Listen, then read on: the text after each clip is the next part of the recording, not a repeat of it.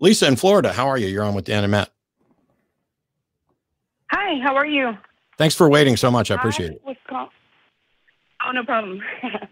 I was calling because I was curious how much the knowledge of all religions should be included when someone takes a stance on atheism.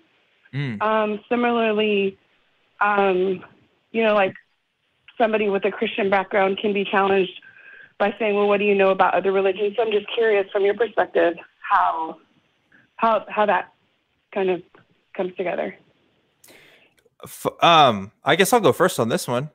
So like, that's an interesting question, because if I was to make the claim, for example, that, oh, I believe this God is the true God, then that's me saying all other claims are invalid, right? Like that's me just completely disputing the legitimacy of all other claims. If we're talking about Yahweh in particular, right? The Christian God, because that's one of the things that if you believe in, for most mainstream Christians, right? You kind of have to take that as true before you can take anything else to be true. But typically as atheists, and I don't speak for all atheists when I say this, because atheists identify their atheism in different ways, but we're the ones kind of saying we're not making any particular claims about any gods, right? We're kind of holding back. We're a bit more skeptical about all the propositions. We hold the null proposition maybe to be true. We're not going to hold our belief in anything until we see evidence of it. So in that sense, I don't have to particularly know much about any religion in order to hold the stance that I do.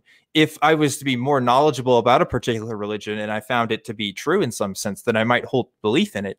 But me not holding a belief in it now isn't contrary to that being true, right? It's just me saying, oh, I'm not sure about it yet. I don't know enough information. I can't say one way or another. Maybe, I don't know if you agree with that, Matt, but that's how I kind of if someone were saying, I am absolutely convinced there are no gods, then what the claim that they're essentially making would come with a burden of proof. And there are people who think they can meet that. And I may or may not be one of them, depending on definitions. Yeah. But it's the issue here is that that's not what we normally mean by saying I'm an atheist or I'm a non-believer. So there could be some God concept out there, which nobody on planet Earth knows, but it's a legit God concept. And I still don't know whether or not it's true. And so the time to believe something is after there's good reason for it. So I'm like Dan in the sense that I'm not convinced. I used to be convinced that Jesus was God. I'm not convinced of that anymore. I'm not convinced of Allah, Yeshua, Zeus, Thor, Odin, Xenu, whatever. None of those do I find convincing. I've also not convinced of ones that I don't know about. And so that's all my position is until somebody demonstrates that there is a God, I don't believe it. Just like there could be a unicorn, a Loch Ness monster, or some other xenobiological weird thing that nobody's ever heard of, but I don't believe in it yet. Yeah. Yeah. And I said the null proposition. It's actually null hypothesis. Yeah. I think I got that confused. But yeah. And if somebody comes up to me and says, hey, do you believe in Fergalbluggle? I'm going to say no until they demonstrate what it is. Yeah. Yeah. Yeah. So just curious, both of you have a Christian background? Yes. Correct. But Baptist, actually, both of us. Would you both be able to say that you would be able to say that God you're not on board with? And then at that point, do you make the conscious effort to make the progression to understand, well, is there another one in these other aspects? Or is it, I know that this one's not right, and so I don't know enough about the other ones to make a claim either way? Great question. Matt, you want to go first? So I don't believe in any of them. Yeah. There are some of them that I think I can actively say those are simply not true. There's something about the quality or description of them that conflicts with other evidence that we have. But for most of them, it's like I just remain unconvinced. And when it comes to looking for others, yes, I looked into a lot of different religions. Have I looked into all of them? No, because quite frankly, I stopped realizing it would take me more than a lifetime to investigate every religion. And instead, I started looking at philosophy to figure out what kind of God might exist. And of the world's religions that I've been exposed to, I don't see any evidence that they even might exist. And I don't, because I wanted to direct the search. And I joke that I started with Buddhism because I want, if this was going to take more than one lifetime, I wanted to find out how many lifetimes I was, there you go. going to have. But I mean, it's just a joke. If there is a God and it expects me to know and understand it, it's got to kind of meet me part way. It can't just be, okay, I'm hiding. Now you go and investigate every claim about every God that's ever been done, and maybe you'll find me, because that's not a God I care to find. Yeah. And for myself, Lisa, you know, if we're talking about the God of baptism, right, Yahweh, right, that particular construct, as most Christians define it, yeah, I think we can kind of say it's not true. I think we can look at evidences to see where those ideas come from, as far as, again, that construct of God. And there may be other God constructs that, you know, I might be more hesitant to say are true or not. You know, if you're defining God as like the universe or something, you know, that gets a little more iffy with philosophy and stuff. But if we're saying, no, yeah, the God of the Bible, Yahweh, who did such and such in Israel and did this and that, yeah, I think we can more or less say that that particular conception isn't true, because we can demonstrate, no, this event actually didn't happen this way. If we're talking about where the Jewish people enslaved in Egypt, for example, you know, that's a historical event that happened. Like there's certain events that the Bible describes we could look at, and also certain things that are described about God working in history that we could look at.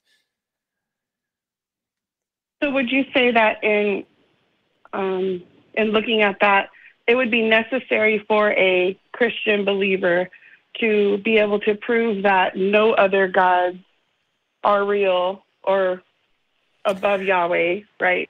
Versus an atheist saying all gods are not real. Is that kind of where we're getting at? No, I don't. Yeah, go ahead. If somebody proves that a God is real, you don't have to disprove all the others. If you can demonstrate that what you believe is true, you don't have to disprove all the others, unless they're also compatible with it. But atheists, by the way, aren't saying all gods are not real. We're saying we don't believe that any of the gods are real. You just don't know. Right. Yeah. Until somebody proves it. But it's more than just don't know. Like it's not just passive disbelief. I actively disbelieve. And it's primarily for me, the argument from divine hiddenness, which basically suggests that if in fact these gods that people were proposing were real, we would have undeniable, indisputable evidence that would warrant belief. And when I hear people tell me that they believe, I always ask why. And I have yet to get any answer to that why question that should be considered sufficient evidence. It would be like, you know, the call earlier today where Jose's convinced because he knows what he experienced. Well, cool, but that doesn't help anybody else. And if you can't present a reasoned argument supported by some sort of evidence, not just empirical evidence, but any methodology you want to use that leads to reliable results, as per the debate that I had yesterday on epistemology, I'll believe it. Yeah. Okay. Just curious. Sure. Cool. Appreciate the call. Yeah, Thank you, Lisa. Stay safe. You're in Florida, where your governor just reopened everything, despite the fact that. All right, I'm going to stay away from the Backstreet Boys reunion because I don't want us to get. But you make a good point, though. You could prove that Yahweh is a thing, and that doesn't necessarily mean that other gods aren't. You know, right? And if you look at the history of the ancient Jewish people, I think they would say that, yeah, that's probably true, right? Like there's a lot of history that, or evidence that does suggest that they were polytheistic in nature, and that it was only kind of in more recent times that monotheism became the trend. But it's interesting. Yeah, exactly. It's undeniable that there was a point at which Judaism was polytheistic. I mean, you just can't get to some of the language and some of that without it. Yeah. It's like, you know, thou shalt have no other gods before me type of language. Yeah. But tell that to a Christian today, and that's completely foreign. You know, it's just not a possibility in that worldview.